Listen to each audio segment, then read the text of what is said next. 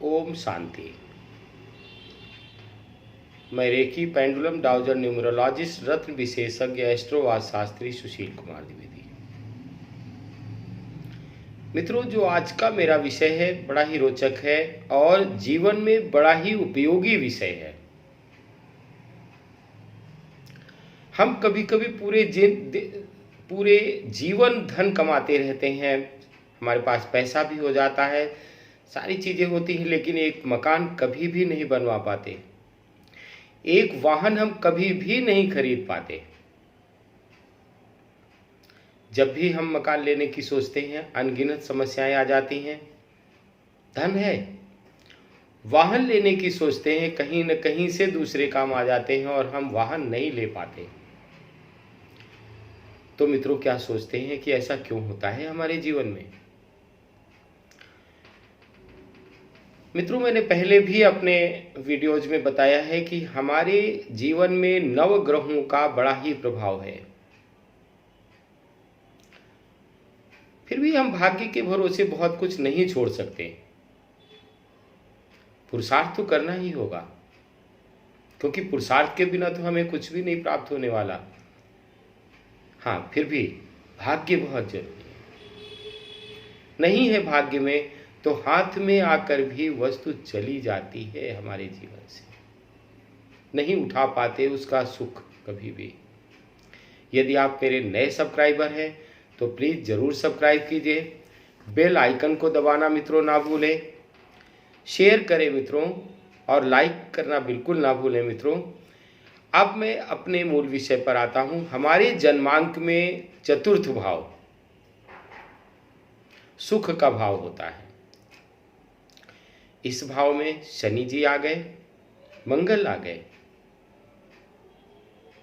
या राहु का प्रभाव हो गया तो मकान बनने में अनगिनत समस्याएं आती हैं। हमें भवन व वाहन सुख प्राप्त करने में हमें काफ़ी कठिनाई का सामना करना पड़ता है यदि पीड़ित ग्रह हैं। हाँ, इन ग्रहों में से यदि शनि या मंगल नीचभंग राजयोग बना रहे हैं तो वो काफ़ी हमारे लिए अच्छा हो जाता है। शुक्र जितना अच्छा होता है उतना ही हमारा घर सुंदर आलीशान होता है, और शुक्र यदि पीड़ित हो गया तो भले ही अगर सुख भाव अच्छा है और घर हमें मिल जाए, लेकिन हम कहीं सरकारी क्वार्टर में रह रहे हैं, कहीं किराए पे रह रहे हैं, मतलब हम अपने घर में रहने का सुख नहीं उठा पाते।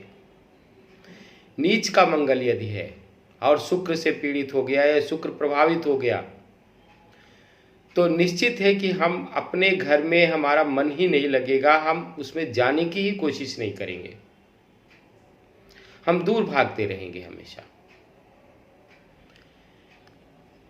उस घर में पता नहीं क्यों हमें यही लगेगा कि हम इसमें नहीं रह पाएंगे, हम कहीं दूर ही रहते हैं, अजीब सा मन करेगा।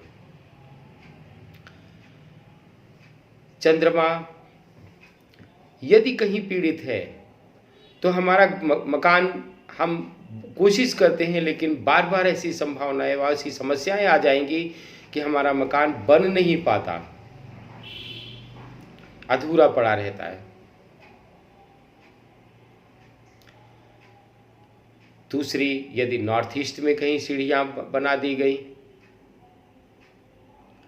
तो निश्चित ये मान करके चलिए कि फिर मकान बनने में बिल्कुल अनगिनत समस्याएं आ जाएंगी, और हम बनवा पाएंगे या नहीं ये बहुत बड़ी मुसीबत मेरे लिए हो जाएगी।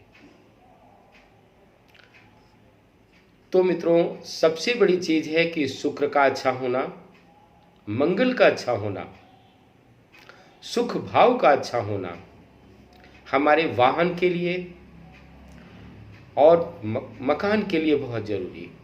शुक्र अच्छा होता है, हमारे पास कई मकान हो जाते हैं, अनगिनत बढ़िया शानदार चमचम करती हुई गाड़ियाँ, क्योंकि वो शुक्र और मंगल का ही कमाल होता है। एक विचित्र सुख देता है शुक्र। तो मित्रों, यदि हमारे भी जीवन में है कुछ ऐसा है तो हम बहुत कुछ उसे सुधार कर सकते हैं।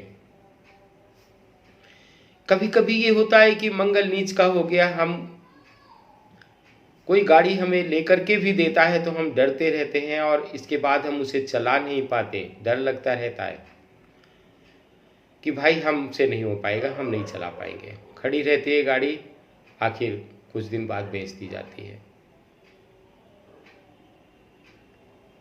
और शुक्र ना अच्छा होने से मकान में भी यही होता है कि हम मकान का सुख दूसरे उठाते हैं और हम जैसे के तैसे ही रह जाते हैं।